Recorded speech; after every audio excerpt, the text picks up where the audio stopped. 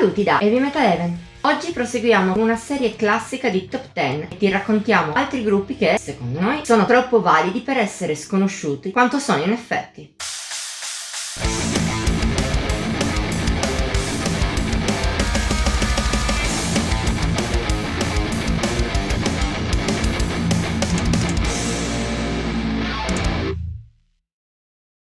Se ci segui almeno da un po', conoscerai già la nostra serie di top 10 sui gruppi tanto sconosciuti quanto meritevoli, e se hai mancato qualche puntata, trovi la playlist che le contiene tutte qua sopra. In caso contrario, però, abbiamo creato questa serie per valorizzare band che secondo noi sono criminalmente sconosciute alla maggior parte degli ascoltatori, che avrebbero meritato di più, in modo da cercare di farle conoscere a più persone possibili. Le regole con cui abbiamo costruito questa quinta top 10 della serie sono le stesse delle precedenti. Il fattore che conta di più è il rapporto qualità-anonimato. Ciò significa che i gruppi più in alto nella classifica hanno pochissima fama rispetto a quelli più in basso, considerando però anche la qualità della loro musica, per noi altrettanto importante.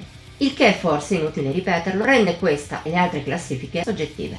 Prima di partire il solito avvertimento: se hai fretta o preferisci non seguire l'intera top 10 passo per passo, trovi qua su la playlist con una canzone a testa per ogni ensemble in classifica. La stessa playlist è poi presente qui sotto in descrizione e a fine del video. Detto questo, diamo il via alla disamina, stavolta anche un po' più triste del solito, di queste 10 band poco conosciute. La storia con cui iniziamo la top 10 è abbastanza tragica, con gli statunitensi Crescent Shield.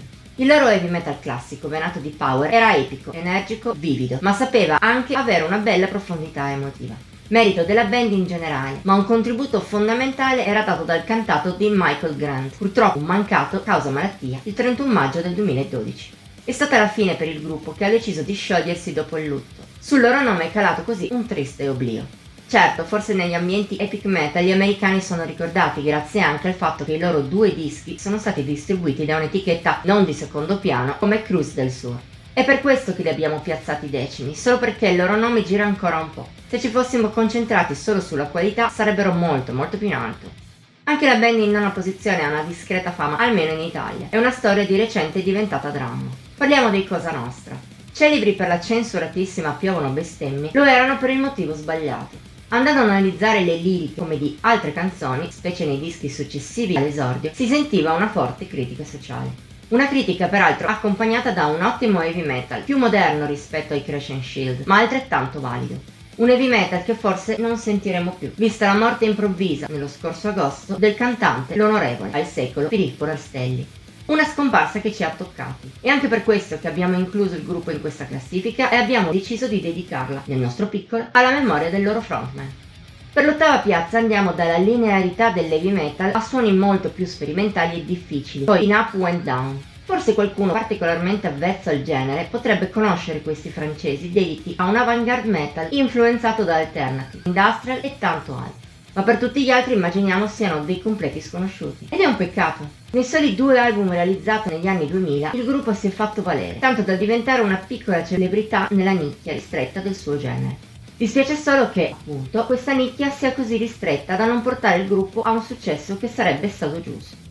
Al 7° posto trova quindi spazio un ensemble rispetto a cui le precedenti sono superstar. Alzi la mano chi ha mai sentito parlare degli Zombie Scars. Del resto questo gruppo della provincia di Arezzo non è andato oltre un demo e l'esordio sulla lunga distanza Revenant del 2012, prima di sparire nel nulla.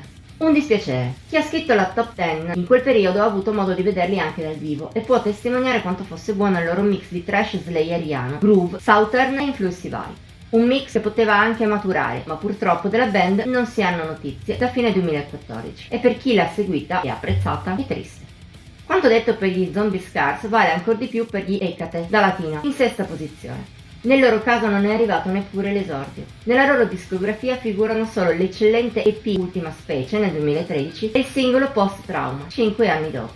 Un vero peccato, soprattutto perché entrambi erano promettenti all'estremo. Oltre a essere uscito sotto Revolver Records, l'EP di debutto mostrava un brutal death metal misto grind davvero taglientissimo e d'impatto, elementi mantenuti dal singolo che però aveva un'anima persino sperimentale. Davvero un peccato aver perso i laziali così presto. Chissà quali meraviglie avrebbero potuto tirar fuori.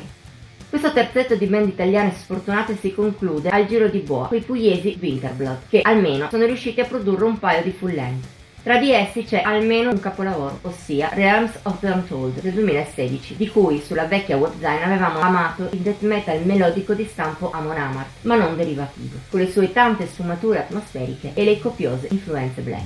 Dopo quel disco la band sembrava bella lanciata, con anche una partecipazione al prestigioso Inferno Metal Fest di Oslo, ma poi, vuoi per la sfortuna, vuoi anche per la sparizione di Nemeton Records, che ha influito su altre band, dei baresi non si è più sentito parlare. Anche nel loro caso il rammarico è grande. Col quarto posto oltrepassiamo le Alpi, ma il discorso non cambia poi troppo coi Ceremonia, gruppo di Parigi che però ha scelto di cantare in spagnolo. Nella sua carriera è riuscito a pubblicare un solo full length, La Existencia Humana debe ser un error, del 2015. Un altro disco era in lavorazione, ma poi non se ne è saputo più nulla. Ancora una volta un fatto triste, visto che nelle solo 4 tracce, per 3/4 d'ora, di album, la band francese è riuscita ad evocare un nichilismo potentissimo, apocalittico. Merito di un black doom metal dalle influenze death, depressive e atmosferiche davvero ben concepito, eccezionale se si conta che parliamo dell'esordio assoluto del gruppo. Un gruppo che, come nei casi precedenti, è davvero deprimente aver perso per strada. Chissà cosa avrebbe potuto fare se fosse riuscito ad andare avanti. Sul gradino più basso del podio arriva per fortuna un gruppo ancora in attività, ossia gli Odraza. Nel decennio abbondante passato dal 2014, anno del loro esordio e sperale cane, si sono rivelati una delle band più interessanti uscite dal grande calderone del metal estremo polacco. Merito di un black metal dalle suggestioni classiche, aggressivo, ma senza disdegnare l'inclusione di elementi moderni, in un ibrido feroce, selvaggio, mai noioso né derivativo. Un suono così di qualità da far giungere i polacchi così in alto nella top 10 anche a dispetto del loro essere un pelo più famosi delle band che hanno intorno, ma di sicuro non lo sono neppure lontanamente quanto meriterebbero. Il secondo posto per noi è stata una questione di cuore. Forse valutando la situazione in maniera oggettiva alcune band precedenti sono superiori, ma per la sensibilità di chi ha scritto la top 10, le Cellulite Star meritano un posto così in alto.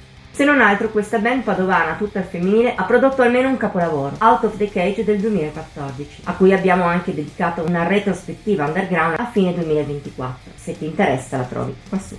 Un capolavoro che unisce in maniera perfetta hard and heavy anni 80, punk e tanta bella attitudine da Riot Girl, che ce lo hanno fatto amare e ricordare tuttora come qualcosa di speciale.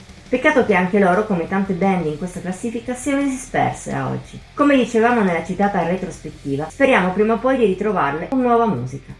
Se in alcuni casi abbiamo avuto dei dubbi su come posizionare i gruppi, anche stavolta per il gradino più alto del podio ci sono stati pochi pensieri. La miglior band, tanto sconosciuta quanto valida questa giornata, sono i Gandalf. Band conosciuta davvero da pochissimi, ha avuto la sfortuna di nascere nel momento sbagliato e forse anche nel luogo sbagliato. Il loro death metal ipermelodico era fuori tempo massimo, specie se parliamo della loro natia Finlandia. Gli anni in cui hanno esordito sono stati gli stessi in cui lo hanno fatto, affermandosi 1000 volte di più, i Children of Bodom, che hanno dato una direzione diversa al genere. E così i Gandalf si sono ritrovati a essere troppo moderni per i fan più affezionati a Gothenburg e troppo anacronistici per i nuovi ascoltatori. Una situazione demoralizzante, contando che la loro musica, specie se parliamo dell'esordio Deadly Fairy Tales, è di qualità sublime. Ispirata ai migliori In Flames, ma non derivativa, con anzi diversi spunti di originalità tra cui molti rimandi al metal classico, avrebbe meritato molto più successo. Il fatto che così poche persone conoscano i finlandesi, per quanto ci riguarda, è quasi criminale. Anche per questo giro è tutto. Conoscevi qualcuno di questi gruppi? Ne hai altri da consigliarci per i prossimi episodi della serie? Dicelo nei commenti, oltre a mettere like e a condividere questo. Puoi inoltre ascoltare la playlist dedicata, iscriverti al nostro canale e cliccare sulla campanella delle notifiche per non mancare neppure uno dei video che pubblichiamo ogni settimana. Infine siamo anche su Facebook, Instagram e Pinterest. Come sempre trovi link per seguirci in descrizione. Ci vediamo la prossima volta!